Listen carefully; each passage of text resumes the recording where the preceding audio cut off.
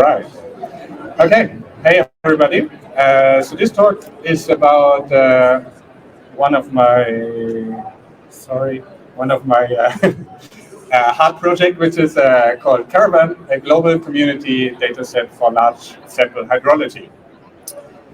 And my presentation will actually go over what I mean with global community dataset for large sample hydrology, and also it's an open dataset, and we will come to that.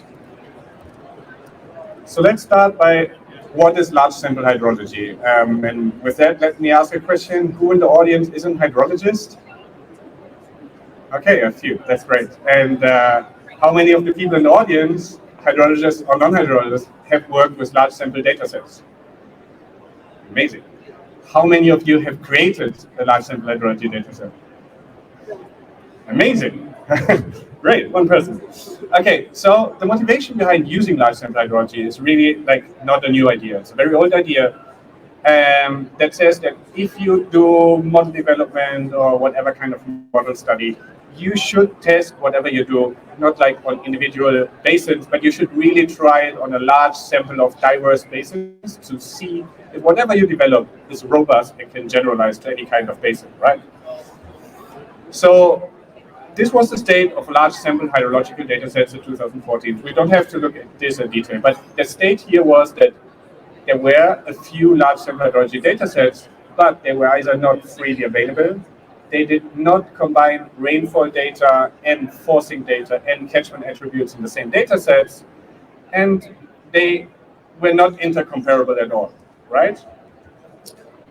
This changed with probably the most well-known data set in hydrology at the moment, which is the CAMELS dataset. So the first one was released by guys at MCA, which is called CAMELS dataset, right?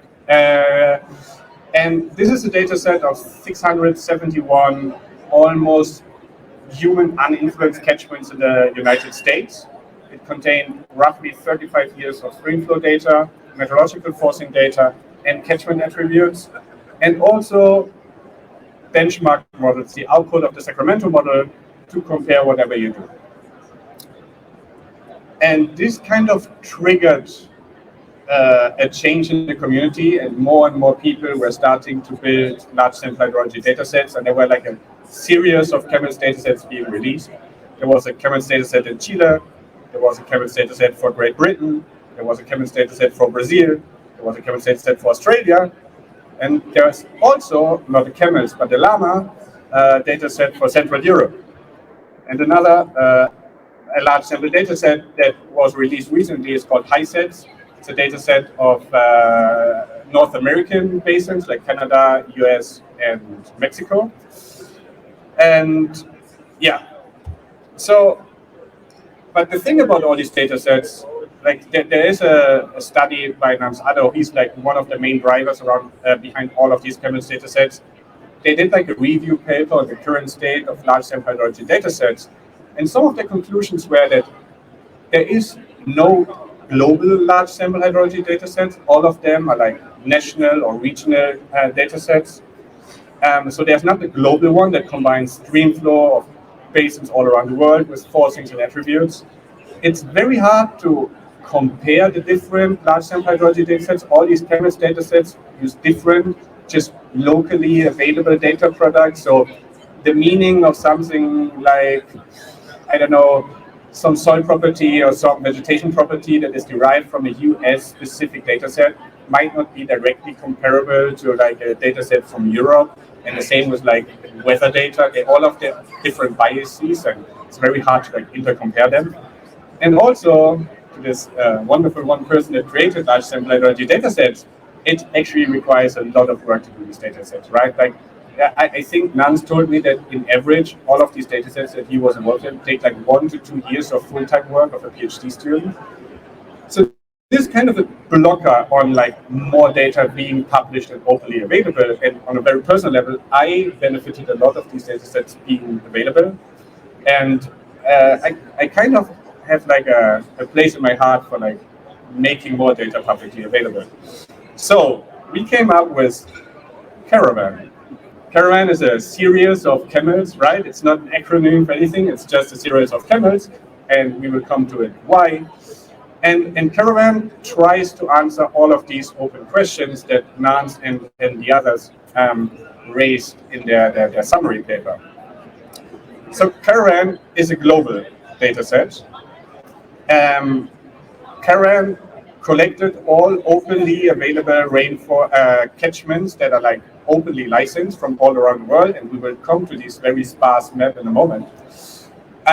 So it collected streamflow data and polygons from all around the world that were publicly available. And you see this map is still sparse, but if you look at the bottom, this is like the x-axis are different climate zones. And the upper, like the top histogram is how many basins we have in each of these climate zones.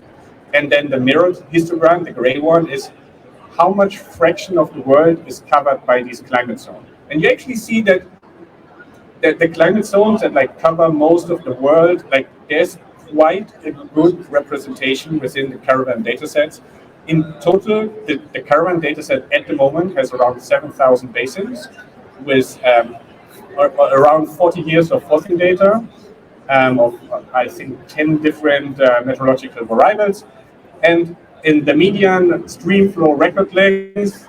So the other reason why it's global is, actually seems to be a problem with the slide there, but anyway, so it's global because the forcing data that we use in the Caravan dataset is from globally available forcing products and globally available catchment attributes. So we use the ERA5 length, the weather reanalysis data as the weather time series, and we use the globally available and open licensed hydroatlas for the catchment attributes. So we can now derive data, globally consistent meteorological data and globally consistent catchment attributes, so that we can start on comparing basins in all of this data set and training global models or whatever we want.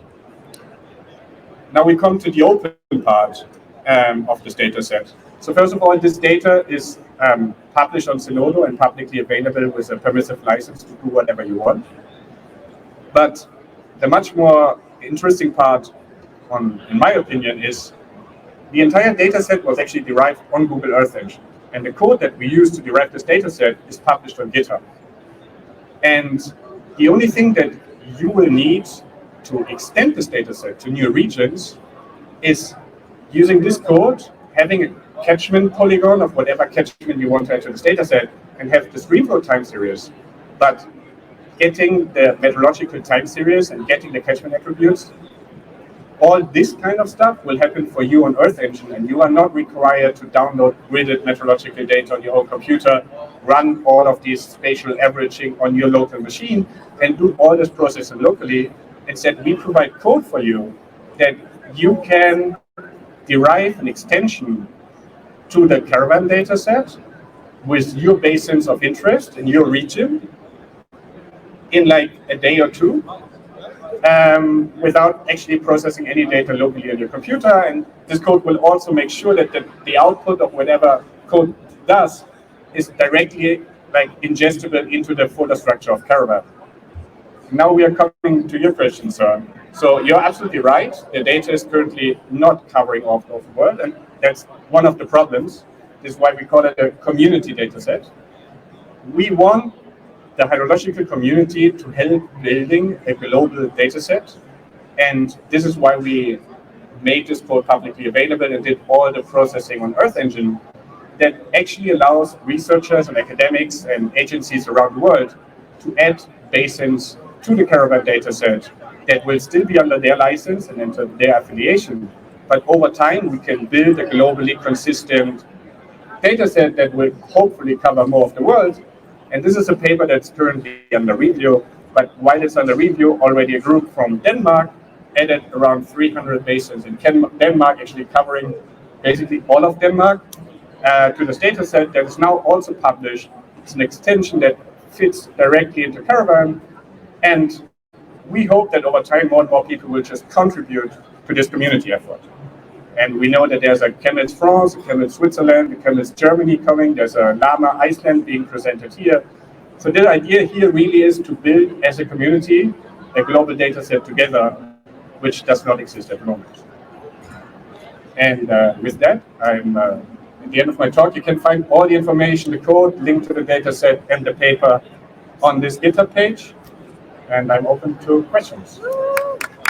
Also, we have some stickers here. So if anybody wants a sticker of the amazing artwork that my colleague drew, then come by, take a sticker. I also have more links. Okay, just to make sure if I understand the question, is the question if you would create a CAMELS data set of your region, are you required? So just as a disclaimer, I have nothing to do with the CAMELS data sets, right? I know that you they try to have a certain standard of what kind of catchment attributes are included, but one of the problems is that they actually they try to include as much as possible, but some of these static attributes, it's not really consistent between it. They try to have the same naming for the same kind of features, but there's no a standard that you need to follow to create a CAMELS data set. With Caravan, all the attributes, will it be from the same source and included from hydrological on Earth engine, so they don't need to take care of anything. Yeah. And also I want to make sure Caravan is not trying to compete with CAMELS datasets, right? We don't want to take away any credit from the authors of the CAMELS datasets, which I think if you are just doing a study on basins in Kronos or on Great Britain, you will still use the locally much higher resolution dataset like the CAMELS dataset. But we have a lack of a globally consistent dataset. And on my research, I'm very interested in doing global modeling stuff. And we just don't have data for that at the moment that we can write a paper and do a benchmark studies that others can also reproduce. This simply does not exist. And Caravan is just trying to fill this gap. It's just in addition to CAMELS, it's not a competition to CAMELS. Yeah, so the question was, what can we unlock from having a global data set compared to national data sets? And I think, for example, if we look at long-term development of catchments and, for example, climate change, this happens differently all around the world, right? So having a globally consistent data set that at some point hopefully has much better coverage than we have at the moment will allow us to do this stuff. And also, we probably still need the longer history than we have currently. 40 years of data for climate change, we probably want more data. Yeah, there's one thing I would like to add that I didn't even cover and which is not part of the paper yet, but really the idea of the Caravan, the folder structure and how all this data set is structured is to be extendable. So in the future, we will also be able to add new sources of attributes, or what is one thing that we are currently working on together with ECMWF. We will actually provide the historical ECMWF weather forecast for all Caravan basins. So we will actually have a rainfall runoff data set with true weather forecasts. So we can do studies or benchmark studies or whatever, how good the model is on true hydrological forecasting using the weather forecast that was available at each time. So we will also make this available as an extension to Caravan, and once it's out, it's just, you can integrate it into the folder structure and it just fits nicely with the rest of it. And we hope that over time people come up with different things to add to Caravan, and we hope that it's built to be extensible also by the community. And then again, everything that you add as researcher to this data set will be attributed to you. There's a license file to each Caravan extension. So whenever you add data to the Caravan dataset, it will be under your name and under your license. We will not take away any credit of what you add to this dataset. And it's very important for us that if you contribute, it will be under your name and everybody will see that you contributed to this dataset, right? It's not us trying to collect all your data and say, hey, we built this dataset. No, it should be a community effort.